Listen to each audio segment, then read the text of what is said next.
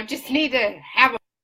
It is December 1st, the first day of December 2017. It's been a couple days since I did a Facebook Live on Monday. It's Friday. And I just want to remark to everybody, what a difference 1 week makes. Oh, I'm sorry. Has it been a week? No, it hasn't even been a week. No. It's been 4 days since last I talked to y'all. And a couple things have happened in those 4 days. First thing that has happened, sorry, I got to pour myself some coffee. Look, I have a whole pot of coffee in my coffee mug. Hey, Mel, what's up, buddy? Just pouring myself some coffee on Fuck Shit Up Friday, which also could be termed Flynn's going down Friday. Woo! The news today. Not a what? Not a what, Mel? What's going on? Can you not see me? Am I not here? Oh my God, I can see Mrs. Dinkle in the background. What's up, Mel? Mel. Wow. It's a day. Hi. I can't believe that this is happening. I mean, I can believe it, but I can't believe it. And I'm going to tell you why. I can't believe it. I can't believe it. I see you. Oh, I like that. Okay, good, Mel. I was a little afraid you couldn't hear me or something. I was a little afraid. But anyway, hi. This is why I'm worried about what's going on with Flynn right now. Because the tax plan is being voted on as we speak on the floor of the Senate. I don't even know if this is going to be relevant in the next 20 minutes. But I'm hopeful. So, it's certainly, the tax plan. So, here's what worries me about the tax plan. And it is this. So many people are going to be negatively affected by this plan. I'm going to give you a little scenario. I am married to a veteran who is in school full-time on the GI Bill because the promise when he signed up to serve his country was that he could serve his country and then they would pay for him to go to college. There are several things untrue about this statement. The first is, if you served in the military, the post 9/11 GI Bill is what you are on if you signed up to go to Iraq after 9/11. So, if you left the Army, you served in the Army, you left the Army, went back into the Army.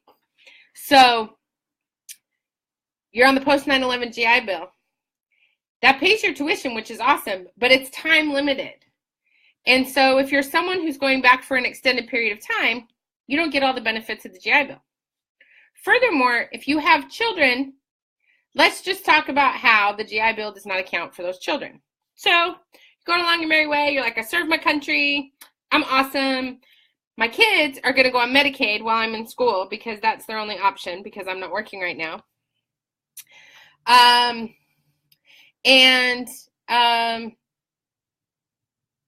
And now we have a tax bill in place that could potentially not only cut a veteran's health insurance and ability to survive, but is eliminating Medicaid, is eliminating childcare, is eliminating the ability for people to afford to live and pay rent and all of those things, because it is the middle class and working parents that are going to be paying. And as my veteran husband so astutely pointed out to me this morning, of course they're going to vote for it. Because the way they've written the tax bill, their salaries are on the threshold of not being affected. So America, let me just hit that home one more time. Their salaries are on the threshold of not being affected by this bill. But the rest of us who have children, who are working full-time, who are working on building up our lives and living the American dream, we are the ones that are going to get screwed because it's our children's education that's on the line here right now as the Senate is voting about this stuff. So working families, you know, the people who actually make America run, because we're the ones who actually work to make America run. You know, those of us that go out and teach and go out and drive cars or trucks for people, the ones who work in factories, the ones who work as maids, the ones who work at the McDonald's, the ones who build houses and build buildings and all of those things. We are the ones who are going to be paying for this. And I just said to a friend of mine this morning, right before I went live, I was like, I don't know if I'm going to be able to get through this without crying. Here I am doing what my grandparents, my grandpa who fought in World War II, promised me that if I worked hard and I got an education, that this democracy would take care of me in my world. And you know what I'm getting? A whole bunch of nothing from our Senate and from our Congress. And it's really disturbing to me because I have such a deep and abiding faith in this government.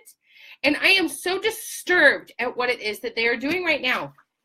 We just had someone plead guilty to lying to the FBI, which, oh, by the way, I'm pretty sure is one of the greatest, largest distractions we've ever seen in American history. Because now we're talking about that instead of the tax bill. The tax bill, which is going to undermine the ability of our nation to ever work from a budget ever again. Because they've been continuing to work from a non-budget for all of these years. If this tax bill passes, we will only ever be operating from a series of continuing resolutions ever again. And I know I talked about that last time I talked about the tax bill, but this is bad, y'all. Like, if this goes to conference and the Senate and the House come together, this is going to be bad. Like, really, really bad. And if they don't do anything about the budget and they don't do anything about coming together, there is a spending shutdown by the end of next week. As one of my friends who works in the federal government so astutely reminded me. And I went, and his response was, holy shit, where's the Tylenol? And my response was, holy shit, where's the whiskey? And then I go back to this photo that my lovely friend Marcy sent me for my birthday of the Statue of Liberty saying, girl, hold my earrings. Like, as a nation, America, party of one, your table's waiting. Wake up. Like, I know half of us are awake, and I know half of us are mad, and I know half of us are doing our thing, but we all have got to be paying attention. This is going to affect every single person that does not make over $450,000 a year, because that's how they're defining the middle class now. $450,000 a year. It's insanity. It's total insanity. So here's what you can do. I was gonna read from this today. This is an article I wrote, let me see, in 2014 called Social Justice Advocacy in the Belly of the Beast, an illustration of policy change for social work. And one of the things that I talk about in this article is how you can engage in social justice advocacy in a way that is a call to action and resonates with you. And I just wanted to read to you one of the things that I talk about in this article, because it's been my experience as an educator and as someone who's engaged in social justice advocacy that understanding how things work in the government make a big difference. But here's the thing that I really want to make clear to everybody. So as a social worker, I have an ethical obligation, and social workers have an ethical obligation to engage in actions that bring our clients closer to fairness, justice, and equality. Hey, Jen Donnelly, what's up? I'm on a rant. The tax bill. It's nice to see you. So social work was founded on these principles that of fairness, justice, and equality. And it doesn't matter who you are as a social worker, you are supposed to engage ethically. You're obligated and mandated by your code of ethics to do these things. But I think as Americans, we are all called to action, because action as Jane Addams so aptly put it, is the sole medium of expression for ethics. So rather than sitting here and crying about how this tax bill is going to decimate my family and our ability to engage in a whole lot of tax benefits and also benefits through our healthcare, I really want to talk about how all of us as Americans have an ethical obligation to this country and to our communities to engage in some sort of action about letting elected officials know on a city, county, state, and federal level exactly how these decisions impact our lives. So collaborating and partnering with others who are aware of policy decisions that affect all of our lives. Learning how a bill becomes a law in your state or in your city or in your county, not just at the federal level, because clearly, hello, they're jacked up. I mean, this is not a democracy. But I think also the thing that I teach my students and the thing that I want to bring to you all in my Facebook world is participating in thoughtful dialogue, approaching leaders regardless of political affiliation or assumed political ideology, and building coalitions that bring together decision makers to frame discussions in a way that inspires real and lasting change. So let me talk a little bit about that, because I know on Monday I was on a big tear and a big rant, and I was angry, and I am angry. And sometimes I don't engage in thoughtful dialogue. Sometimes I just get pissed. And that's okay, because we are at a really weird time in our history where it's time to get pissed and it's time to not be okay. But I think the thing that I really want to hammer home here is that building coalitions isn't just about going out and finding leaders in the community and building coalitions. It's about, I have a woman in Alabama who did a training with me, and she talked about how she wanted to address racism in Alabama, which, as we all know, is a big deal. And her husband is a pastor of a church. And she said, I just really need to deal with this. And she said, but I don't know, I don't want to go to the leaders because the leaders don't like me. And they don't like me because I'm Black. And I was like, okay, well, your husband's a leader of faith. Why don't you bring together all the faith leaders in your house to have coffee? And then you all can just have a conversation about what's happening in your community. And that's what I mean when I talk to you about engaging in actions of social justice. Engaging in actions of social justice and engaging in actions that make you feel lit up on fire do not have to be formal things. They can be as minimal as, I've identified that racism is a problem in my state or my city or my town. I want to do something about it. So I'm going to call upon all the religious leaders in my community because I'm a religious person. And I'm going to call upon all those people, and we're going to have coffee and maybe some cookies, and we're going to sit around and talk about how we're going to solve this problem. And that's probably what's going to work in her community. I've seen that happen in my old community in Salt Lake City when a whole bunch of us queer people sat together with a whole bunch of conservative Christian folks, and we tried to find some common dialogue to talk about LGBT issues because we needed to address those issues, and we need to find commonalities. And so once a month, people would come over to my house, and they would sit down with all these queer couples and then all these straight people, conservative Christian people, and we would have a conversation. And there'd be like 30 of us in the room. And it was awesome. And we did actually make some changes locally in our cities, in our towns, in our communities. And I think this is the key to making change in this country, because we need to really engage with the media and with people in our neighborhoods and people around us so that we can influence elected leaders all the way up to the top. I just called my senator's office and I said, I know you're already a no, but I need you to be a solid no, and here's why. My husband is a veteran. We have 3 children. All 5 of us are on Medicaid.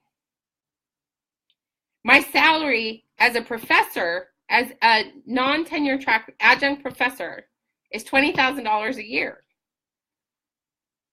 That means we have to have income from other places in order to survive. And this tax bill is not going to help us. And in fact, it's really going to hurt us. And that's the key. The key here is we make an assumption that everybody's doing okay because we're figuring out how to make it happen.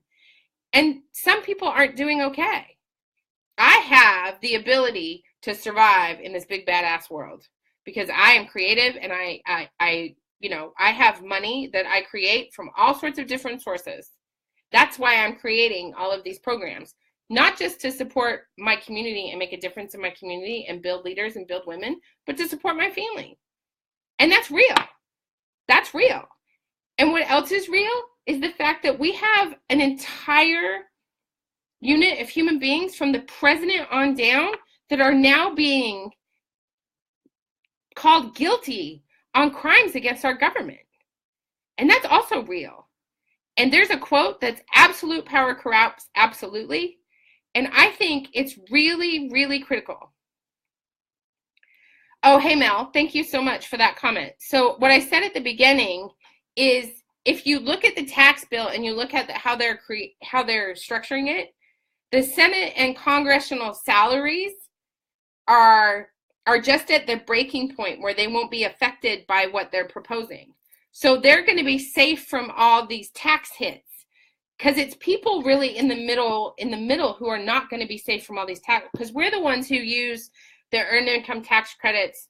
We're the ones who use the education credits to write off education. We're the ones who use the state tax breaks so that we don't have, like the middle class writes off our state taxes to make our federal income tax different or less. And so as for a talking point, it is that because Congress and Senate make so much money for doing their job, which they should. I'm not saying they shouldn't make money to do their job. They have a hard job. It's a crappy job. It's an intense job. It's a lot. I would never run for federal office, I don't think, but maybe unless I run for president, because I really want to be the president. But they have a really hard job, and I'm not saying they shouldn't make that money, but they should be writing tax policy that impacts them as well as impacts us. And that's the thing I think is really critical, is that the way they have structured this tax bill, because they make so much money, they're not going to be negatively affected like those of us who really want to be able to write off our house at the end of every year, because no more are we going to be able to do that under this bill. And they're cutting benefits that veterans use on their taxes to be able to pay less for taxes. And so, it was just pointed out to me that actually a majority of the soldiers in South Korea right now, which, let's just talk about North Korea, like booming missiles right outside of Japan. They make so little money. Soldiers make so little money that, especially if they're around the E3, E4 level, that they're going to be negatively affected by the tax bill. But the tax bill is purported to help the military.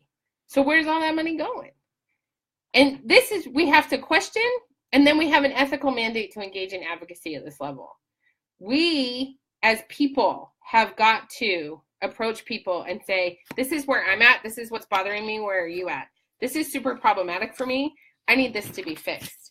And fortunately for us, the Senate tax bill does not have the personhood provision in it that the House tax bill has. But if they go to conference, and that has to be taken out, creating fetal personhood under the guise of educational tax plan, under educational savings plans, is completely unnecessary in a tax bill.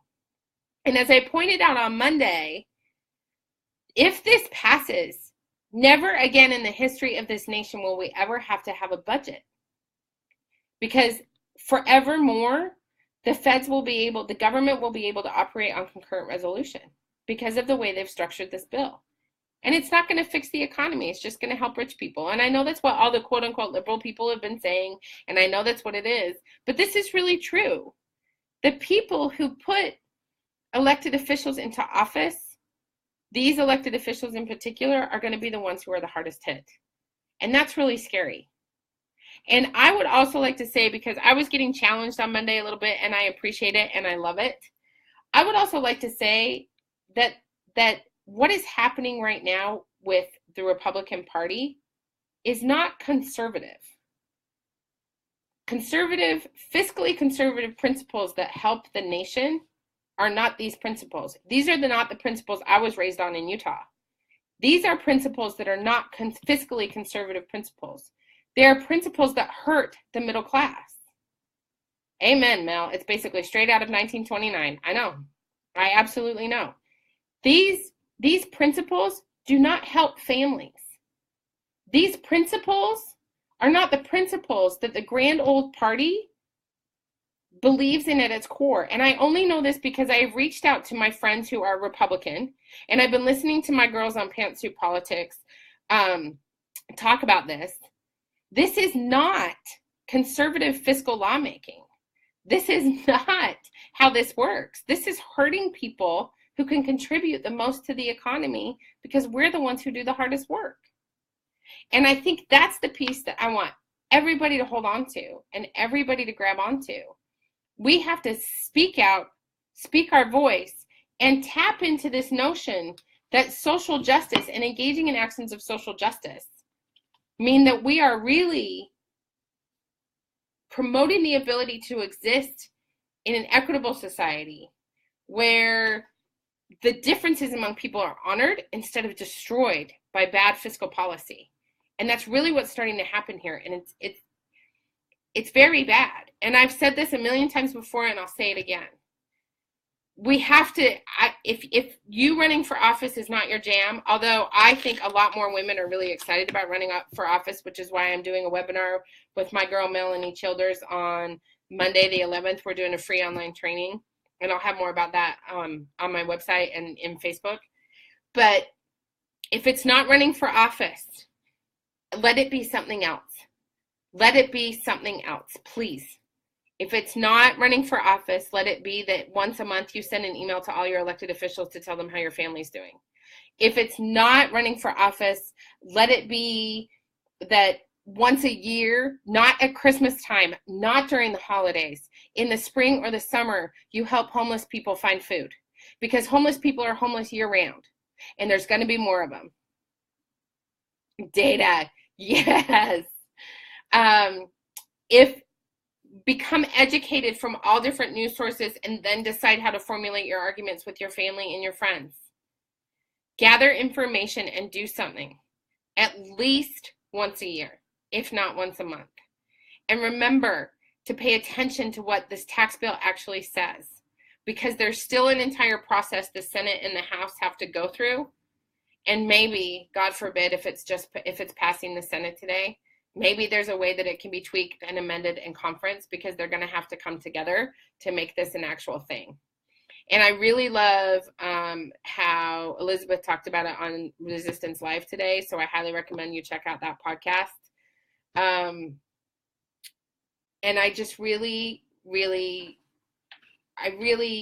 want you to remember that we absolutely can place ourselves in public spaces as a response to these policy attacks on our families. And we can and we must. And we also really need to remember that denying us rights is necessary in order for lawmakers to continue to violate our legal rights to access care. And we have to dare to be visible as women. Hi, Andrea. We have to be visible as women in this movement. Despite the constant attacks on us as women and our families, we can and must continue to take up space in America. Because if we don't continue to take up visible space and we don't get louder and bigger, we will continue to be attacked by our government. And this war on us and our families is an overt action by white heterosexual men to maintain heteronormative gender roles by forcing womanhood to be synonymous with motherhood. All of these tax policies are going to force a woman to remain pregnant or to not have access to health care, which keeps her position clear in society. All of the things that are happening right now, the distraction from the tax bill by releasing all this stuff about Flynn today of all days, is not a coincidence. Putting Native American code talkers under Andrew Jackson's portrait is not a coincidence. This is not a coincidence. This is intentional breaking down of all of us to leave us helpless against the machinery of the state and governing bodies so that we feel totally overwhelmed so we cannot pick ourselves back up. And that is why I am leaving you on this Facebook Live with this plea. Take up space. Get big, get loud, do something. Go out and fuck shit up because it's Friday.